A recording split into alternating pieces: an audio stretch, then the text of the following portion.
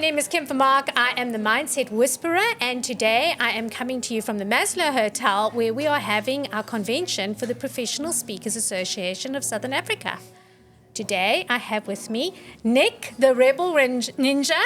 Welcome to the show. Thank you very much. Great to be here. Are you enjoying convention so far? I am. It's been a great experience for me so far. Mm-hmm. I'm really looking forward to tonight and tomorrow. But yeah, so far it's been awesome. So this year we did something different. We did our showcase. Yes.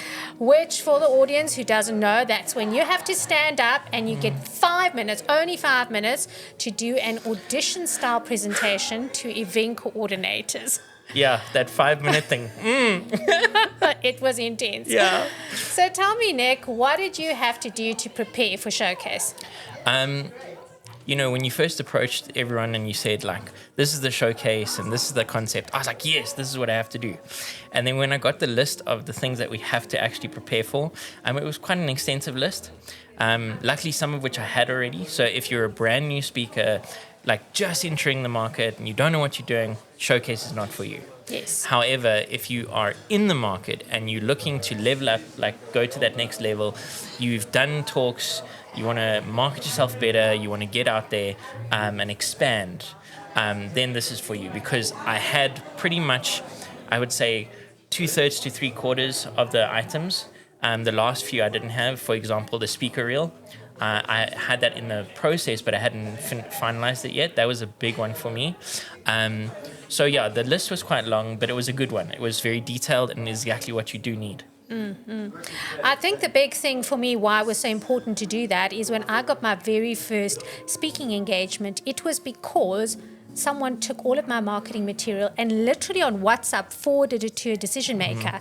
So I realized that it was easy for him to make a decision because all of the marketing collateral was already there. Yeah. And that's what I wanted to have all of the speakers at Showcase do it, to make it easy to work with you. Yeah, absolutely. And for that, I have to high five you. Good job. Because, that is exactly what it is, right? This is the showcase, and this is where we highlight you're bringing all of that collateral together. However, thinking beyond showcase, this is what I now can share with other people in different shapes and forms. You only want the speaker reel, there you go. You want the one pager or whatever, there you go. You want the blurb, there you go. Or you can have the collection. But the fact is now I've got it. Yes. And I know that it's a good enough quality to share with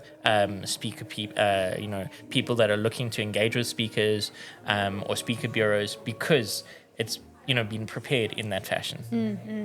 But you had to invest in doing this. Oh yes.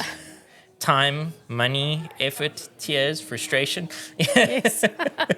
And what I say to speakers sometimes is, when you go and you buy a product off a shop, or off the shelf, and you have a look, if you line up all of the products together, the one that you're going to pick is the one where the quality of the packaging speaks about the quality of the interior. So you could have, you could have a diamond in a paper bag. It's still a diamond. Yeah. But if it's not in a jewelry box, you're going to be saying, is it like the real deal? And so that's what a lot of speakers need to learn how to do, is to say, let's package it in a way that means I'm going to be paid for my worth. Yeah. So, it's what I'm thinking when you're talking about that is ROI, right? So return on investment. I, as a speaker, need to put money in. For example, the speaker reel, that was the most expensive thing for me. But knowing that I've got that now, I can send it in its entirety, or I can crop it and do shorts. So the return on investment there is enough. Then return on investment for, things like putting the copy together for my blurb and things like that. That's always going to pay dividends afterwards. So yeah, I think it's an expense that is important and something that's going to bring value. And did you get to connect with people yesterday, the decision makers in our industry? I unfortunately didn't. I did pass one or two, but they were already in engagements and then they left after the fact. But I don't think it stops there, because during my talk, there was something that happened, and then someone engaged with me afterwards, and he said, that one thing you said is what got me. Yes. And we then connected on LinkedIn. Yes. And so, he might not be a speaker bureau, but he knows other people that might be looking for what I provide, and I did hook him. Yes. And that wasn't the only conversation I had. Because of that showcase conversation, or because of that showcase presentation, I spoke to about 4 or 5 people last night that said, oh, we really like this aspect of your showcase. Yes. And that's what it is. It's not always Yes. Speaker Bureau, right? Yes. It's Speaker Bureau, it's other speakers, because as you know, in the speaking industry, you niche down. So like my position yesterday was DEI. And a lot of people don't speak about DEI. So now Yes. if someone goes and approaches them and goes, you know, I want a DEI speaker, you go, well, I'm not that person, but I know a guy. Exactly. And I have to say that when you were doing your talk, I could actually see people were taking down notes. So it's incredibly important, because I think, particularly because you speak about accessibility and that kind of thing, sometimes people want to have a speaker, and then they're like, oh, but how am I going to get this right? And then they won't do something because they are unsure. Yeah. You create clarity for them. Especially around DEI. Yes. Because they don't want to like ruffle feathers or Yes. cross the boundary.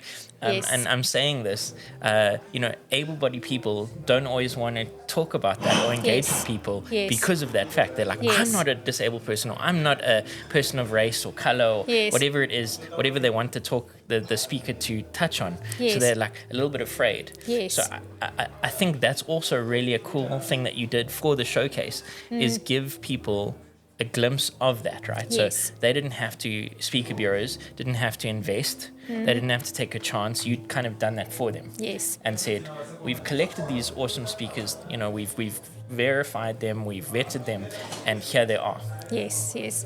And another exciting thing is going to happen this evening. So I kind of like would love to have done this podcast after that, but we're scheduled to do a certain amount. Yeah. Is the Salsa Experience that we're going to have this evening. Well, I know that you are, you know, interviewing me now. I haven't done my interview, so maybe I'll interview you tomorrow after the fact. I am super pumped about this salsa evening, where I'm going to be teaching the delegates how to dance salsa, regardless of whether they've had any experience or not. I am an absolute avid lover of salsa. I've been dancing for 20 years this year. Yes. I've taught people. The youngest person I've taught is 10. The oldest person is 94. I call myself a salsa disciple because I Yes. just want to spread the moves. Yes. Oh, I love that. And you know, I was at an event, Taryn Lee, who's here today, she's from Boardroom Couch. She had a whole bunch of people at her launch recently, and there was a lady there that I was busy speaking to about you. And you and I did a little video of us dancing together. So when I told her your story, you know, about how you got flung out the window and then there was brain damage and that whole thing, and then I said, and he teaches salsa, she's like, what? And then I could share the video with her and say, look at that. She said, that is so amazing. Where do I find out about this guy? So, you know, that's also another thing why it's incredibly important to have your power reel, because I can say it, but in the person's mind, they're thinking, That doesn't commute. it doesn't make sense. Yeah, How yeah. can you be brain damaged and then actually do Correct. this kind of thing? Yeah. So seeing is believing. You have now got a power reel, and when we look at the power reel, we can actually see you dancing, and you've got pictures of or videos of you dancing at different parties, and then like people are like, that's just amazing. Thank you very much. So if you don't know about me, just to bring context, I have cerebral palsy with hemiplegia owing to a car accident. So it damaged the right-hand side of my brain, which has affected the left-hand side of my body. So I've got a gangster limp because I'm cool like that. And then I've got a gammy arm that doesn't always do what it's told. So, Nick, you are just a legend to me, because I have to say that when I first joined the Professional Speakers Association, you were the first person that I met, and you were amazing. On the day that I contacted you to say I've joined, you said, I know that this is very like short notice, but they're actually having a dinner for the new incoming group, and we're going to have classes, and would you like to join? Now, I remember that. if I didn't have that, my career would have looked very, very different, because you wow. made it easy to feel welcome. You pointed me in the right direction, and I have to say thank you to you for that. Thank you. No, that means a lot to me. You know, I'm a personal development and independence coach. So whenever I meet people, I try and find that thing that they're trying to do, and then try and help them do that. You know, and I could sense that was what you wanted to do when we were talking, and I was like, okay, how do we make this happen? Well, that's wonderful. So everyone, stay tuned for the next episode, and we hope to see you at convention next year. Cheers, everyone. Thanks for having me. Pleasure.